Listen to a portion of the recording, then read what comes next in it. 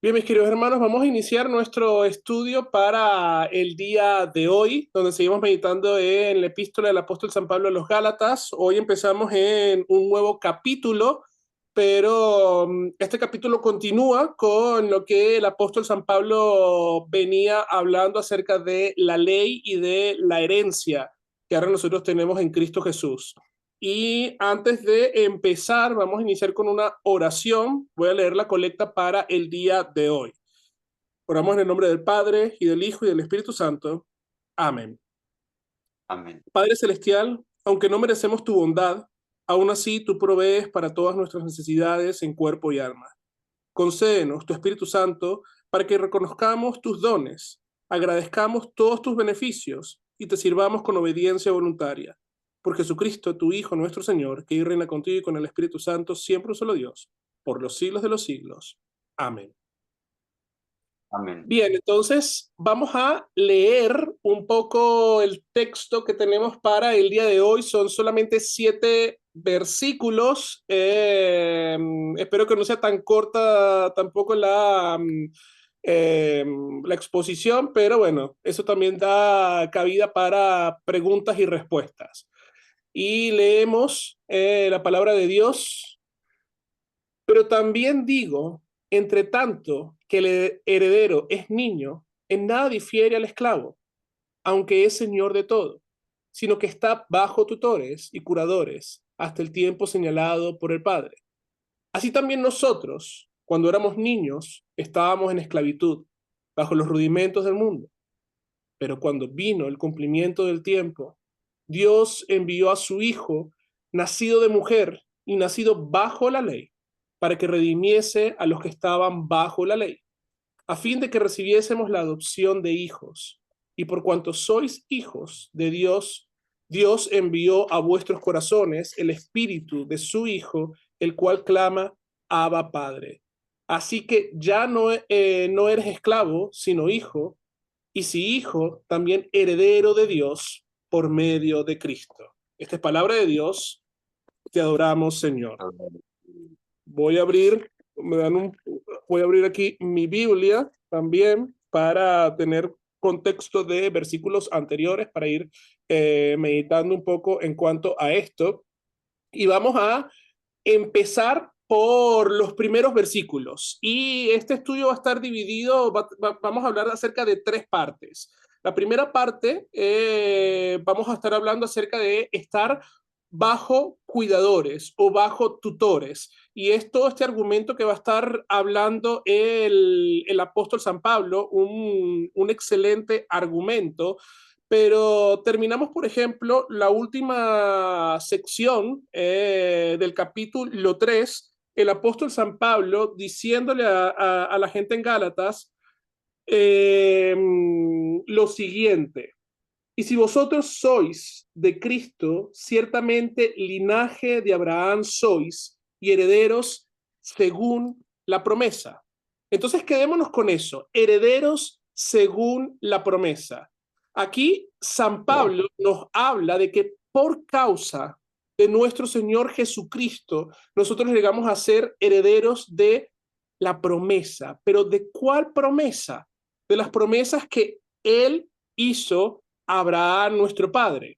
Eh, y aquí, aunque parece que estamos haciendo un discurso, un paréntesis, perdón, de todo el discurso que viene realizando el apóstol San Pablo en su carta, más bien él va a poner una excelente ilustración para que nosotros, bueno, para que los hermanos en Galacia puedan comprender todo lo que él va a decir. Entonces él va a estar hablando en términos coloquiales para explicar lo que significa ser herederos de la promesa de Abraham. Entonces, según la ley romana, para uno poder ser, por ejemplo, heredero de lo que el padre había dejado, primero el padre necesitaba haber fallecido y después habría que tener la mayoría de edad o la edad que rezaba en el testamento para uno poder heredar. Uno no podía heredar porque uno quería. Entonces, normalmente usualmente la edad aproximada para llegar a ser adulto entre los hombres era a los 13 años. O como les decía, haber alcanzado la edad del testamento para poder heredar todas las cosas que son del padre.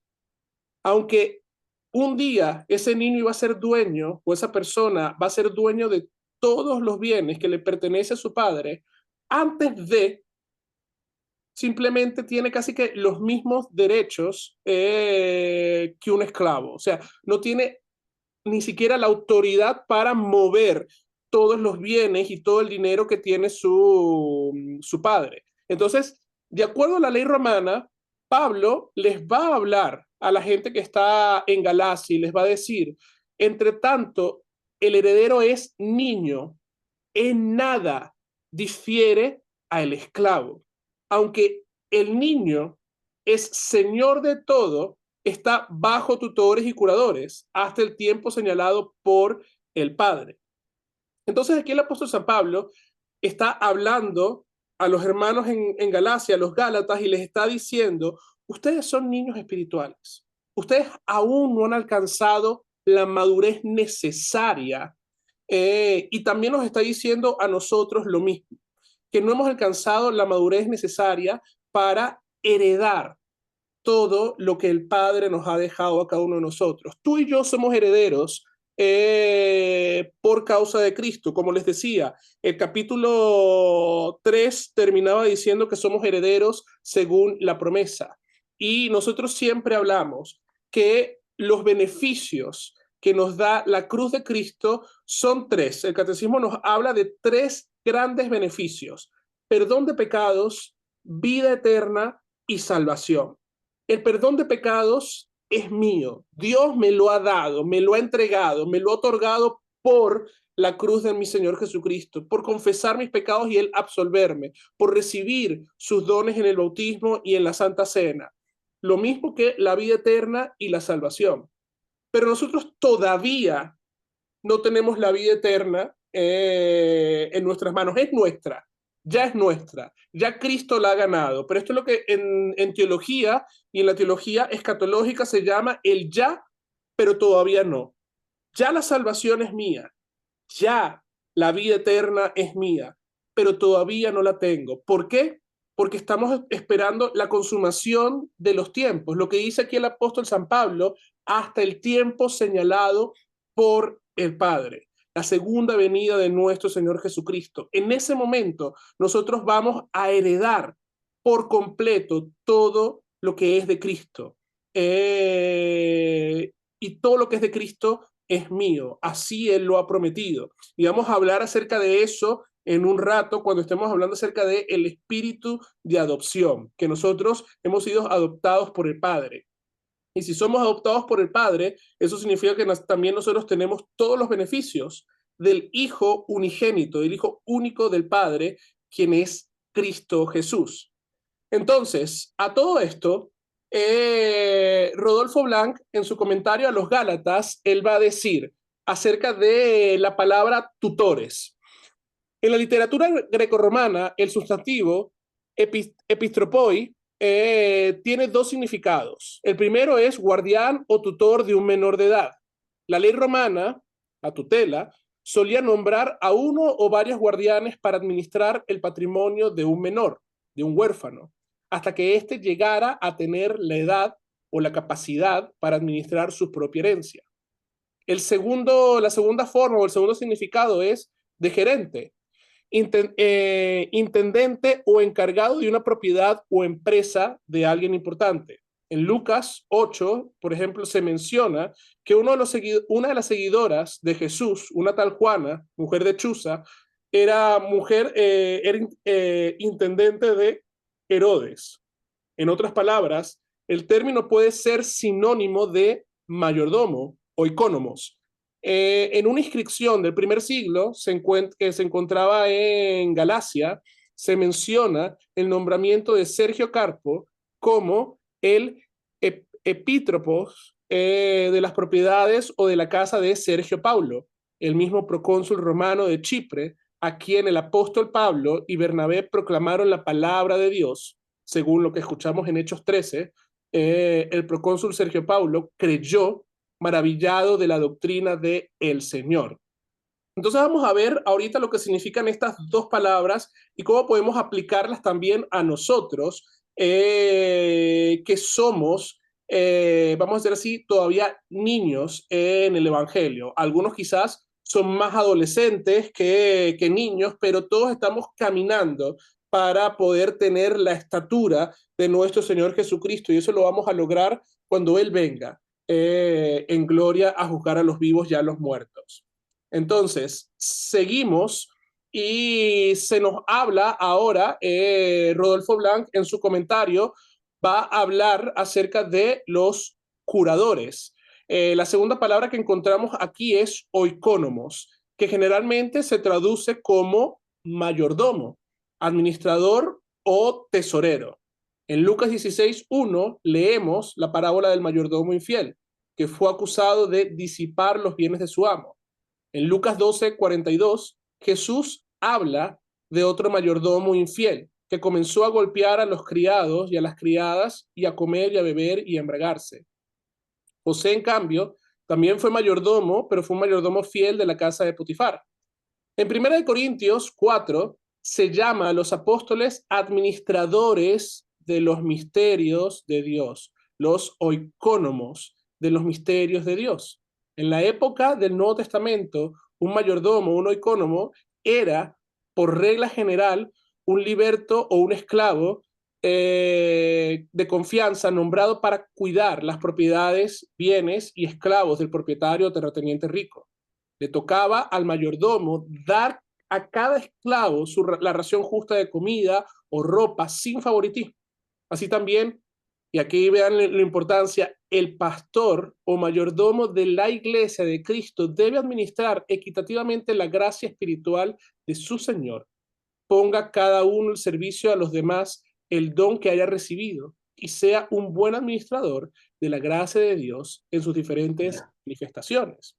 Entonces vemos que aquí, cuando se está hablando de que están bajo tutores y curadores, esta analogía la está utilizando el apóstol San Pablo para ya decir que la ley en su momento, que servía como algo pedagógico para el pueblo, y que en Cristo, porque Él ha cumplido la ley y ya no estamos bajo la maldición de la ley, ahora en Cristo nosotros, Él ha dejado, ha legado a su iglesia oikónomos, administradores, mayordomos, que se van a encargar de caminar con el pueblo, con las ovejas del Señor hasta el día de su retorno. Entonces, ¿quiénes son estos mayordomos? Los pastores que estamos puestos en lugar y por mandato de nuestro Señor Jesucristo para perdonar pecados, para enseñar, para escuchar confesión, para administrar los dones de nuestro Señor Jesucristo de una forma fiel y verdadera, y ayudarlos a cada uno de ustedes en su caminar, a guiarlos, a orientarlos en este mundo, para que cuando nuestro Señor Cristo venga, nos lleve a la patria celestial, a la vida eterna. Entonces, cuando el apóstol Pablo está hablando aquí diciendo que los cristianos son niños que, por ejemplo, en nada difieren en este momento a los esclavos, aunque son señor de todo, aunque todo lo poseemos, también estamos todavía bajo cuidado de nuestros pastores. Entonces, necesitamos tener claro esto para poder seguir avanzando en nuestra vida como cristianos. Y eso es lo que el apóstol Pablo va a decir. Y aquí vemos a este niño feliz y contento, un niño creciendo en el Evangelio. Y así y dice el apóstol San Pablo, y así también nosotros, cuando éramos niños, estábamos en esclavitud bajo los rudimentos del mundo. Entonces, cuando el apóstol San Pablo está hablando aquí de que estábamos esclavos, que estábamos en esclavitud, que estábamos presos, él está hablando acerca de la ley, que la ley nos esclaviza a cada uno de nosotros. Pero fíjense algo, Lutero, en su comentario a los Gálatas, él va a ser enfático en cuanto a esto y él va a decir que aún cuando Cristo ha cumplido todo lo que dice la ley, aunque ya no estamos bajo y no somos esclavos de la ley, sino que ahora somos libres por causa de Cristo, eso no significa que la ley ya no sirve, que somos, como ya les he dicho en otras oportunidades, nosotros no somos antinomitas, que estamos en contra de la ley de Dios. Ahora, la ley de Dios tiene otra función. La ley de Dios me enseña como un espejo, me enseña mi pecado. Primer uso de la ley. Segundo uso de la ley, me frena para que yo no siga por ese camino de pecador. Y el tercer uso de la ley es me guía ahora a mí en mi vida cristiana a ver a Cristo, a mi Señor, como aquel que ha cumplido absolutamente todas las cosas. Cuando el apóstol Pablo está hablando aquí y habla de forma negativa, y cada vez que el apóstol San Pablo va a hablar acerca de forma negativa de la ley, lo está hablando en términos de la justificación. La ley no nos puede justificar a ninguno de nosotros. En la ley nosotros no encontramos salvación. En la ley lo único que nosotros encontramos son demandas de las cuales ninguno de nosotros puede cumplirlas. El único que pudo cumplir las demandas de la ley fue nuestro Señor Jesucristo. Entonces, Lutero va a decir que la ley, en este aspecto, con la ley nada aprovechamos nosotros, sino que la ley nos esclaviza en términos de justificación. Y aquí el apóstol San Pablo está hablando acerca de la justificación, de cómo nosotros somos salvos. Somos salvos por causa de Cristo, somos salvos por gracia, por causa de Cristo, mediante la fe. Y esto es un don de nuestro Señor Jesucristo. Esto es, vamos a decir así, la buena nueva, la buena noticia, el fundamento del Evangelio, de que somos justificados, de que somos perdonados por causa de nuestro Señor Jesucristo. Entonces, ahora hablando, aquí estuvimos hablando un poco acerca de que estábamos bajo la esclavitud. Rodolfo Blanc va a hablar un poco acerca de los rudimentos del mundo y él va a explicar lo siguiente en su comentario. Él va a decir, estos rudimentos, según Pablo, tuvieron valor para el pueblo de Israel en el tiempo antes de la venida de Cristo, antes del cumplimiento del tiempo, pues servían para preparar a los hijos de Dios para la venida de Cristo. Enseñaban a los hijos de Israel su necesidad del perdón y de la salvación. Recordaban a los fieles las promesas del Espíritu y la promesa de Dios de bendecir a todo el pueblo mediante la simiente. Pero los rudimentos encontraron su cumplimiento en Cristo y por lo tanto ya no ejercen ninguna autoridad sobre los que han sido justificados por Cristo. Los que vuelven a sujetarse a la autoridad de los rudimentos corren el peligro de quedar esclavizados a los mismos poderes espirituales que se escondían detrás de los ídolos y antes servían a los Gálatas. Entonces, este texto, esta porción del texto va a servir como bisagra entre el concepto anterior de estar bajo el cuidado de tutores y de maestros, porque somos niños espirituales, y que vamos a ver, el concepto que vamos a ver ahora, en este preciso momento, sobre lo que Cristo hizo por cada uno de nosotros. Pero aquí, para entender un poco, cuando nos está hablando acerca de los rudimentos del mundo, también Lutero va a hablar aquí acerca de las leyes ceremoniales. Y el mismo apóstol San Pablo va a decir que ya no pueden juzgarnos en cuanto a fiestas, días, comidas y bebidas, que todo eso era sombra de lo que había de venir en Cristo Jesús.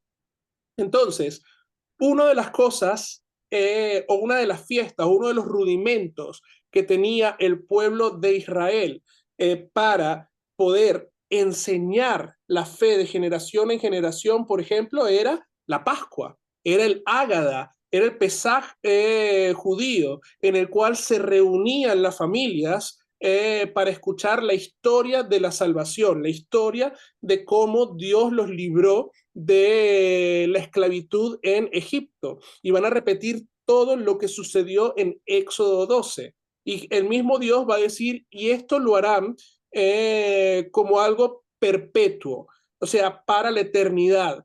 Pero esto ha sido cumplido, el Ágada ha sido cumplido en la persona de Cristo y Él cambió la ley, o sea, lo que estaba por ley que tenía que hacer todos los judíos, Él en su momento, cuando instituye la Santa Cena, la instituye en ese preciso, en esa precisa fiesta, en ese preciso ritual, y ahora nosotros seguimos celebrando hasta la perpetuidad, hasta la eternidad. Seguimos celebrando la cena, ahora la cena del Señor, porque Cristo cumplió, siendo Él el Cordero Pascual que fue sacrificado en la cruz del Calvario.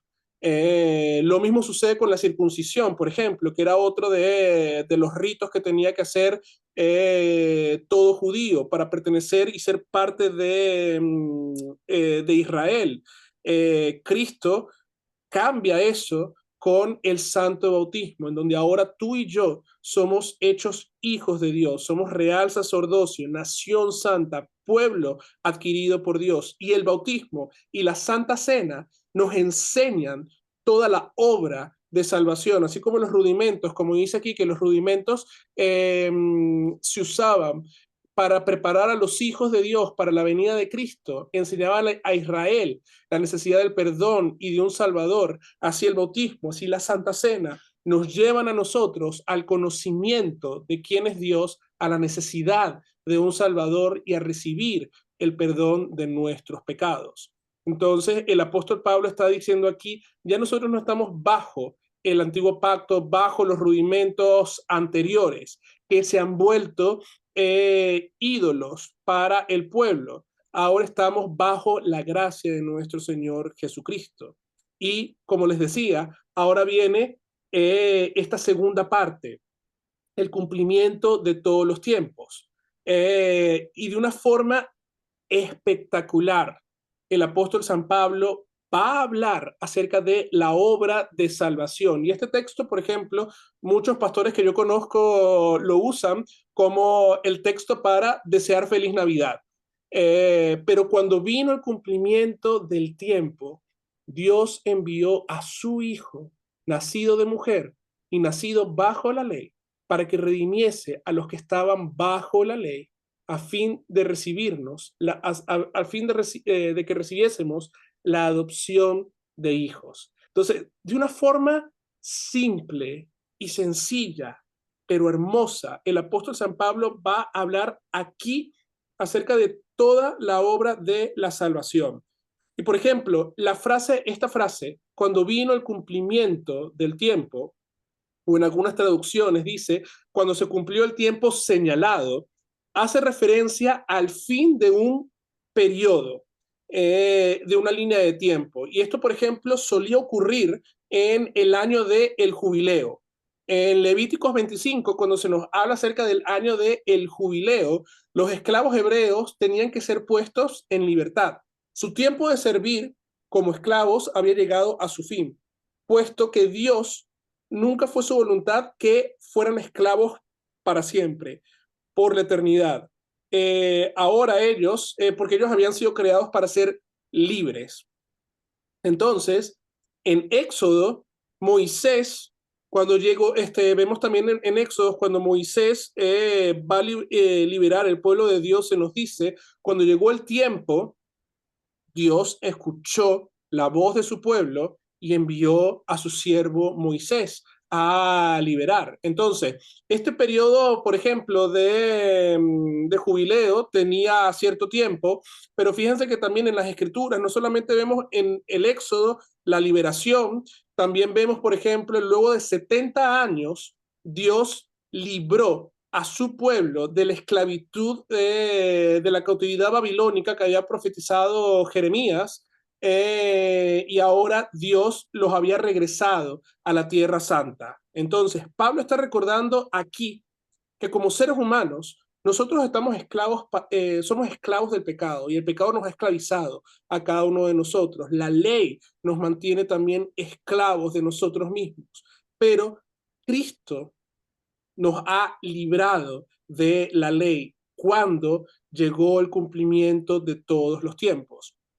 Entonces, por ejemplo, en su comentario, en el comentario de el pastor Rodolfo Blanc a los Gálatas, él va a estar hablando algo acerca de que mucha gente o muchos historiadores hablan de esta frase, el cumplimiento de los tiempos, para hablar de la forma de que Dios había gestado toda una forma específica para que en ese momento, en ese preciso momento, Cristo se encarnara. Entonces, que todo, la forma política, social, territorial, de cómo se encontraba todo, era perfecto e idóneo para que Cristo llegara al mundo, porque había una lengua en común, el griego, entonces eso iba a permitir que la evangelización, los apóstoles no tuvieran que aprender otros idiomas, sino con el griego, ellos pudieran evangelizar a todas las naciones, y como Roma, por ejemplo, estaba gobernando y tenía este gran imperio, todos los caminos llegaban, como dice el dicho, todos los caminos llegaban a Roma, las carreteras eran seguras, los mares también eran seguros gracias a los romanos. Entonces, que todo esto hizo, vamos a decir así, hizo que en ese momento preciso, van a decir algunos historiadores, Cristo se encarnara. Para nosotros no es importante todo el contexto social, político que estaba ocurriendo en ese momento. Para nosotros es importante que Cristo irrumpe en nuestro tiempo, en nuestro espacio, se hace como uno de nosotros cuando y muere por nosotros. Para nosotros interpretamos el cumplimiento de los tiempos como el cumplimiento de la promesa que Dios dio a Adán y a Eva en Génesis 3:15. Entonces, en este momento, en el cumplimiento de los tiempos, Cristo cumple la ley y ahora nos revela el Evangelio. Ahora el apóstol San Pablo va a estar hablando acerca de Cristo, y fíjense cómo va a decir, va a dejar este tema del cumplimiento de los tiempos, y va a decir, Dios envió a su Hijo. Aquí está hablando acerca de la divinidad de nuestro Señor Jesucristo, nacido de mujer, hablando acerca de la humanidad de nuestro Señor Jesucristo, y nacido bajo la ley, lo que quiere decir que Cristo asume nuestra carne caída en pecado. Aunque Cristo no fue pecador, se hizo pecado por nosotros. Y entonces aquí el apóstol San Pablo está dejando claro la obra de nuestro Señor Jesucristo. Y ustedes saben quién se va a hacer eco de estas mismas palabras para explicar de forma también muy fácil y sencilla la persona de Cristo. Lutero. En su explicación del segundo artículo del credo, él va a decir, creo que mi Señor Jesucristo, creo que Jesucristo, Hijo de Dios y Hijo de la Virgen, es mi Señor, que vino para redimirme a mí, hombre perdido y condenado. Entonces, Lutero va a tomar estas frases que tiene aquí el apóstol San Pablo. Dios envió a su Hijo, nacido de mujer, nacido bajo la ley, y fíjense, ¿para qué? Para que redimiese lo que estaba bajo la ley. ¿Qué estaba bajo la ley? Nosotros, cada uno de nosotros, nuestra carne pecadora estaba bajo la ley. Entonces Cristo vino a redimirnos, no con oro ni con plata, sino con su santa y preciosa sangre y con su inocente pasión y muerte. ¿Para qué? Para que yo sea suyo y viva con él en su reino eterno, lleno de gracia y de verdad. Entonces, aquí es lo que el mismo apóstol San Pablo está diciendo, a fin de que recibiésemos la adopción de hijos. Entonces, fíjense cómo Lutero se va a hacer eco de estas palabras de el apóstol San Pablo para escribir su catecismo y para hablar acerca de la obra de nuestro Señor Jesucristo. Cristo vino a rescatarnos de la ley. Cristo vino para hacer nuestra salvación. El mismo Lutero va a decir, Cristo mismo declaró, no juzgo a nadie. Juan 8, otra vez, no vine a juzgar al mundo, sino a salvarlo. En otras palabras, no vine para traer más leyes, ni para juzgar a los hombres según leyes existentes. Tengo un oficio más elevado y mejor. Vine para juzgar y condenar la ley, para que ésta ya no pueda juzgar y condenar al mundo. Cristo se hizo pecado por nosotros. Cristo se hizo hombre, siendo verdadero Dios y verdadero hombre. Nació bajo la esclavitud de la ley y nos redimió a cada uno de nosotros. Y por eso es que nosotros somos hijos de Dios. Entonces, Martín Lutero va a hablar y va a decir esto en su comentario. ¿Cómo logró Cristo redimirnos? Cuando Cristo llegó, nos halló a todos encarcelados. ¿Qué hizo él al respecto? Aunque era el señor de la ley, voluntariamente se sometió a ella y permitió que ejerciera dominio sobre él. De hecho, acusarlo y condenarlo. Cuando la ley nos juzga, está en todo su derecho. Éramos por naturaleza objetos de la ira de Dios. Sin embargo, Cristo no cometió ningún pecado, ni hubo engaño en su boca. Por tanto, la ley no tuvo ninguna jurisdicción sobre él. Con todo, a este Cordero de Dios, inocente, justo y bienaventurado, la ley lo trató con tanta crueldad como a nosotros. Lo acusó de blasfemia y de traición. Lo hizo culpable de los pecados del mundo entero. Lo abrumó con la angustia del alma a tal grado que su sudor fue como sangre. La ley lo condenó a la vergonzosa muerte en la cruz. Y una verdadera maravilla que la ley se atreviese a atacar al autor divino y sin ningún derecho.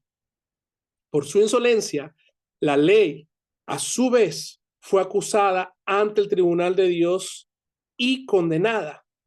Cristo podía haber vencido a la ley con un ejército de su autoridad omnipotente sobre ella, pero en lugar de esto, se humilló bajo la ley a favor de y junto con los que estábamos bajo la ley, le dio licencia para acusarlo y condenarlo. Su dominio actual sobre la ley la obtuvo por virtud de ser el Hijo y por su victoria como sustituto nuestro. Entonces, miren lo bonito de todo esto y lo bonito de la redención, de ser redimidos, de ser comprados por nuestro Señor Jesucristo, no con oro ni con plata, sino con su santa y preciosa sangre. Entonces, aquí el apóstol San Pablo explica de una forma maravillosa la encarnación de nuestro Señor Jesucristo y nos explica que Jesús necesitaba ser verdadero Dios y verdadero hombre para poder redimir a toda la humanidad. Si Jesús hubiese sido solamente un mero hombre, él hubiese muerto por sí mismo. Si Jesús hubiese sido solamente Dios, no hubiese podido haber redimido esta carne pecadora. Pero como Jesús es verdadero Dios y verdadero hombre, Jesús muere como verdadero Dios y como verdadero hombre para redimir a toda la humanidad, para rescatar a toda la humanidad. Ahora, los que se apropian de los beneficios de la cruz son aquellos a los cuales Dios nos recibe como sus hijos, Dios nos adopta como sus hijos por causa de los méritos de nuestro Señor Jesucristo, aquel que se humilló a sí mismo siendo obediente hasta la muerte y muerte de cruz, como dice el apóstol San Pablo a los filipenses. Ahora, siguiendo, ya pasamos a la tercera etapa. La primera fue siendo guiados, teniendo tutores. La segunda es el cumplimiento de todos los tiempos en Cristo Jesús. La tercera parte y la final es ahora que somos herederos de Dios. Dios nos da a cada uno de nosotros lo que es de nuestro Señor Jesucristo. Y por ejemplo, el apóstol San Pablo escribe: y por cuanto sois hijos, Dios envió a vuestros corazones el espíritu de su Hijo, el cual clama, Abba, Padre. Así que ya no eres esclavo, sino hijo, y si hijo, también heredero de Dios por medio de Cristo. Entonces, perdón, les traigo esto porque Lutero va a explicar en su comentario acerca de que de esto, y Dios envía su Espíritu Santo a la iglesia en Pentecostés para que ellos puedan proclamar el mensaje de la cruz, para que ellos puedan proclamar el evangelio. Y Lutero va a decir lo siguiente: no, Lutero lo explica mejor que yo, así que voy a tomar sus palabras. Y Lutero dice: en la iglesia antigua, el Espíritu Santo fue enviado de forma visible, descendió sobre Cristo en forma de paloma, eso lo podemos ver en el bautismo de nuestro Señor Jesucristo, y después sobre los apóstoles y otros creyentes semejante a fuego. Este derramamiento del Espíritu Santo fue necesario para establecer la primera iglesia, como lo fueron también los milagros acompañados al don del Espíritu Santo. Pablo explicó el propósito de estos dones milagrosos del Espíritu en Corintios 14:22, de modo que hablar en lenguas es una señal no para los creyentes, sino para los incrédulos. Una vez que se estableció la iglesia por estos milagros y por la predicación de la palabra, cesó la manifestación visible del Espíritu Santo. Luego el Espíritu Santo es enviado ahora aquí a los corazones me perdí, a los corazones de los creyentes, como dice aquí, Dios envía nuestros corazones por el Espíritu de su Hijo. Este envío lo logra por medio de la predicación del Evangelio, mediante el cual el Espíritu nos inspira con fervor y luz, con un juicio nuevo, con deseos, con motivaciones nuevas. Esta feliz innovación no se deriva de la razón ni de un desarrollo personal, sino de un don de Dios y de la operación del Espíritu Santo en nuestras vidas. Entonces, el Espíritu Santo actúa hoy en su iglesia por medio de la palabra y por medio de los sacramentos. Dios no va a obrar la fe por otros medios, como piensan otras personas, por medio de otro tipo de cosas. No, Dios obra su fe, nos dice la Confesión de Augsburgo, donde y cuando le place en aquellos que escuchan la palabra de Dios. Y los sacramentos, los santos sacramentos también, el bautismo y la Santa Cena, no son simplemente agua, no son simplemente pan y vino, sino que son agua ligada a la palabra de Dios y a la promesa de Dios. Y lo mismo es la Cena del Señor, no es simplemente pan y vino, es pan y vino que ligados a la palabra de Dios hacen el sacramento, en el cual Dios nos otorga su gracia a cada uno de nosotros, Dios fortalece nuestra fe a cada uno de nosotros. Entonces no tenemos que tener, va a seguir diciendo Lutero en su comentario, no debemos de tener ninguna duda de que el Espíritu Santo mora en cada uno de nosotros. Somos templo del Espíritu Santo. Cuando amamos la palabra de Dios y con gusto la escuchamos, hablamos, escribimos y pensamos de Cristo, este es el tercer mandamiento, debemos saber que esta inclinación hacia Cristo es don y obra del Espíritu Santo. Donde se desprecia la palabra de Dios, allí está el diablo. Encontramos este desprecio por la palabra de Dios, especialmente en la gente común, en el mundo.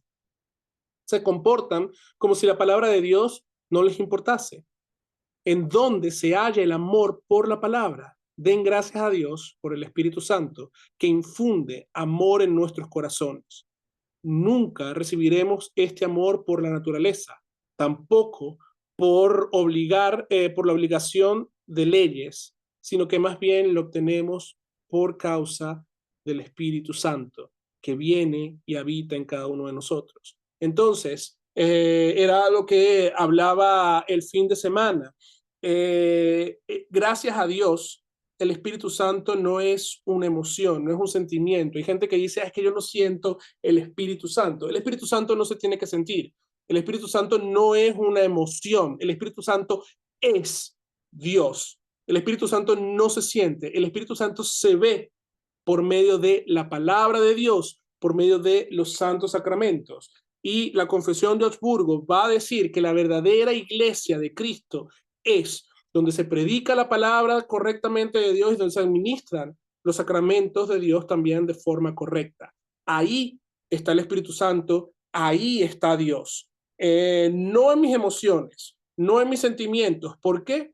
Porque mis emociones y mis sentimientos están caídos en pecados y las emociones son efímeras. Yo hoy puedo sentirme feliz, contento, dichoso de estar aquí en medio de ustedes y compartiendo esto con ustedes. Y cuando cierre el Zoom, puedo estar puedo empezar a llorar de la tristeza por cualquier motivo o por cualquier razón. O mañana estar triste y pasado mañana volver a estar contento. Así es la vida de los seres humanos. Así son nuestras emociones. Están caídas. No menospreciamos las emociones porque son parte de nosotros como seres humanos, pero no le damos la importancia a las emociones en cuanto a lo que es la justificación por la fe, en cuanto a lo que es la salvación. Yo no debo de sentir la salvación. La salvación es mía y yo lo sé porque Cristo ha ganado eso por mí. Sea que yo me sienta feliz ahorita o triste mañana, sé que Cristo es constante. Cristo es el mismo ayer, hoy y por siempre. Y su salvación es la misma ayer, hoy y por siempre. Mis emociones no van a ser las mismas el día de hoy, ni el día de mañana, ni el día de pasado mañana. Entonces, lo que quiere decir aquí el apóstol San Pablo es que necesitamos reconocer que por causa de el Espíritu Santo que viene a cada uno de nosotros, Él es. Y fíjense que el apóstol San Pablo no dice que por causa del Espíritu Santo en nuestros corazones, nosotros clamamos Abba Padre. Él va a decir que es el Espíritu de Dios el cual nos ayuda a nosotros a clamar Abba Padre. Y Lutero va a tener también algo muy bonito en cuanto a esto. Lutero va a decir lo siguiente: no se puede percibir a Cristo con los sentidos, lo que hemos estado hablando, no lo podemos ver.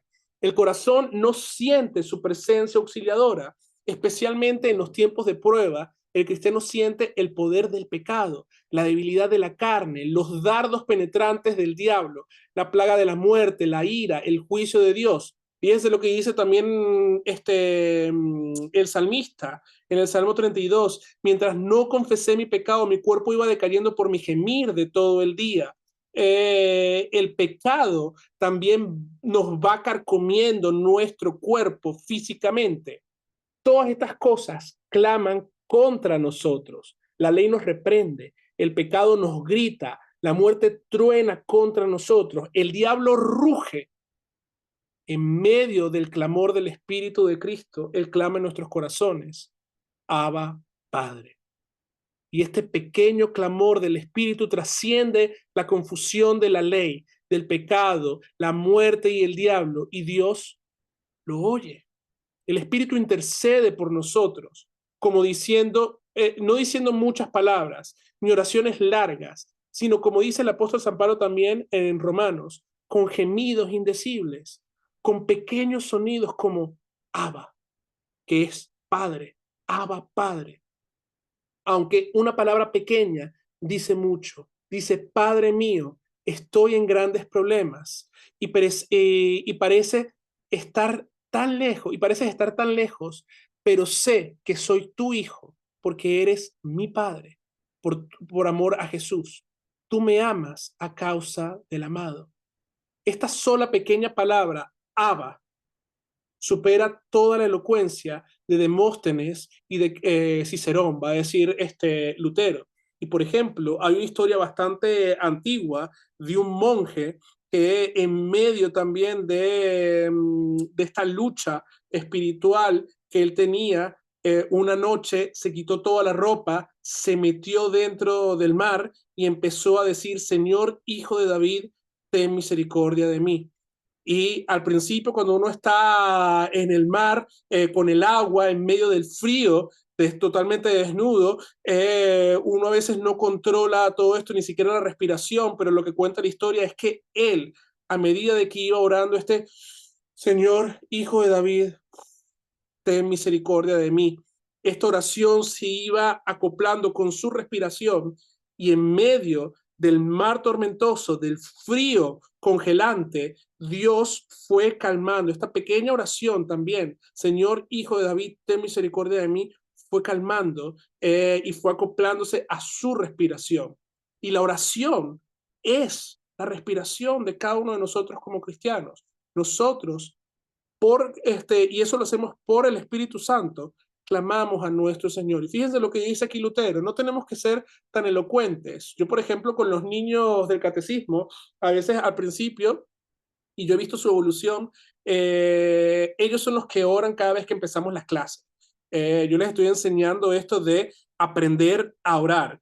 Y al principio estaban todos preocupados porque me decían: pero pastor, es que nosotros no sabemos orar y nosotros vemos que la oración general es bastante larga. Y es como, tranquilos. Y les fui enseñando y les dije: una introducción, una petición, una acción de gracias y una conclusión. Señor Dios, gracias por este día. Te pido que me ayudes a lo largo de este día. En el nombre de Jesús. Amén. Algo tan simple y tan sencillo, pero con fe en nuestros corazones, llega al cielo más que estar 3 o 4 horas dándose golpes de pecho como el publicano, diciendo: yo hago esto y esto y esto. Ojo, si usted quiere orar 3 o 4 horas también a su Señor, aquí yo no les estoy diciendo que no lo hagan, simplemente, como dice aquí Lutero y como dice el apóstol San Pablo, el Espíritu Santo clama de una forma tan simple y tan sencilla: Abba, Padre. Y tenemos la confianza de que el Padre nos escucha. Y así como el Padre nos escucha, ya nosotros sabemos que no somos esclavos, sino que somos hijos. Y si somos hijos, somos herederos de todo lo que es de Cristo. Ya para ir cerrando, un último comentario de Lutero. Él va a escribir: esta oración establece el argumento de Pablo que dice: con el Espíritu Santo en nuestro corazón que clama Abba Padre, no puede haber duda de que Dios nos ha adoptado como sus hijos y que ha terminado nuestra esclavitud a la ley. Ahora somos hijos libres de Dios. Ahora podemos decir a la ley: oye ley, Cristo te ganó el trono. Ahora estoy libre y soy hijo de Dios. Ya no me puedes maldecir. No dejen que la ley esté en su conciencia. Su conciencia pertenece a Cristo. Dejen que Cristo esté en ella y no la ley. Como hijos de Dios somos los herederos del cielo eterno. El hombre no puede concebir, mucho menos describir lo maravilloso del don del cielo hasta que entremos en nuestra herencia celestial. Solo tenemos nuestra pequeña fe. Para la razón humana, nuestra fe nuestra fe nos parece algo triste. Sin embargo, porque nuestra fe descansa en las promesas de Dios, del Dios infinito, sus promesas también son infinitas, tanto que nadie puede acusarnos ni condenarnos. Qué hermosas palabras nos trae aquí Lutero, que nos dan consuelo a cada uno de nosotros en nuestro diario vivir, y que el apóstol San Pablo también nos da consuelo aquí diciendo que somos herederos de Dios por medio de Cristo.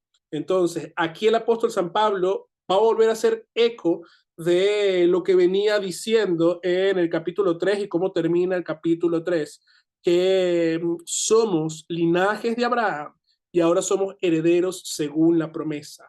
¿Cuál promesa? La promesa que dio Abraham la promesa de la bendición a Abraham. Entonces, el apóstol San Pablo sigue aquí pensando en Génesis 20, en la promesa que Dios ratifica en Génesis 22, en la promesa que Dios le da a Abraham en Génesis 15, en Génesis 12, de hacer de bendecir a todas las demás naciones. Y ahora nosotros, por causa de Cristo, somos parte de esa santa nación por la fe. Entonces, para concluir, por causa de nuestro pecado, nosotros no nos diferenciamos todavía de los esclavos. Somos niños espirituales, pero que somos enseñados constantemente por la palabra de Dios y por nuestros pastores que nos ayudan a crecer en entendimiento y en fe. Cristo vino en el momento oportuno para ser nuestro, y aquí es importante este concepto, para ser nuestro sustituto, para ir a la cruz y cargar todo en la cruz. Por causa de Cristo somos herederos del reino eterno y todo lo que es de Él es mío.